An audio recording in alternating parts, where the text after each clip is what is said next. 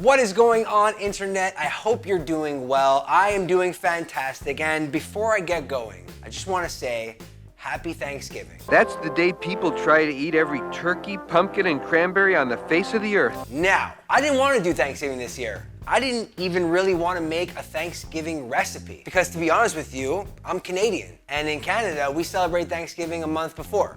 But I live in the US now, and it's time that I do things the American way. Speaking of which, what's more American than Thanksgiving? And sandwiches, combining them together to make a Thanksgiving sandwich.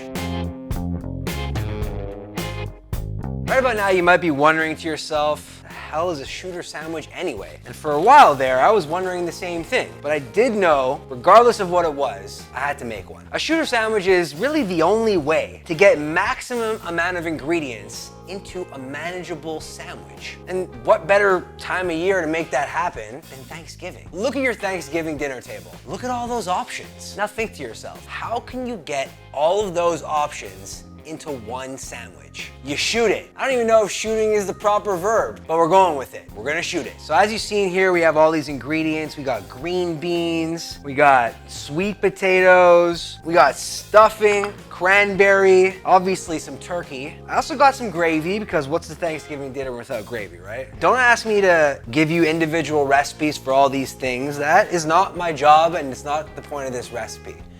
You guys want standard recipes? Holler at your mom. You know, she's the one that's supposed to pass down recipes from generation to generation. Okay? Not me. I'm not your mom. I never want to be your mom. Now's the time where the sandwich becomes a shooter sandwich. And to do that, we're gonna have to weigh this thing down with the power of physics. Bet you didn't know this was gonna turn into a science lesson. Pretty sure physics is the strongest force in the universe, with the exception of the actual force, but that's not confirmed nor denied, and this is not a sponsored video. But physics will never let you down. Physics is really powerful, but it's also really slow. So, full disclosure, movie magic was used, and I made this bad boy last night. Whoa. Are you guys taking this in?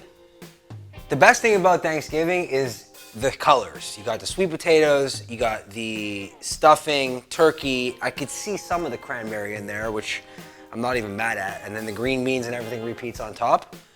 This is incredible. And now I'm gonna smother this thing in gravy. So there's one thing, at least one thing, that you could take away from this recipe is that you could take old ingredients and make them delicious. It's probably the oldest sandwich I'm ever going to eat. Like 12 hours on these leftovers, plus an additional like overnighter, 8 hours. That's a good 20 hours right there. How about this? I'm gonna eat this now. You guys add me on Snapchat to see whether or not I'm sick tomorrow. Add me on Snapchat, Mookie Guapson.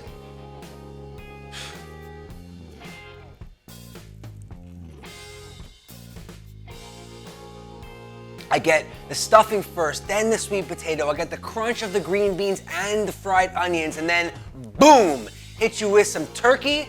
Amazing. All this is good on its own. Seriously, I would eat this straight up just like this, but then the gravy. Because what's Thanksgiving without gravy, guys? Thanks so much for watching, everybody. I hope you enjoyed this recipe where I taught you how to make some old food cool again by the power of physics. Happy Thanksgiving. The end.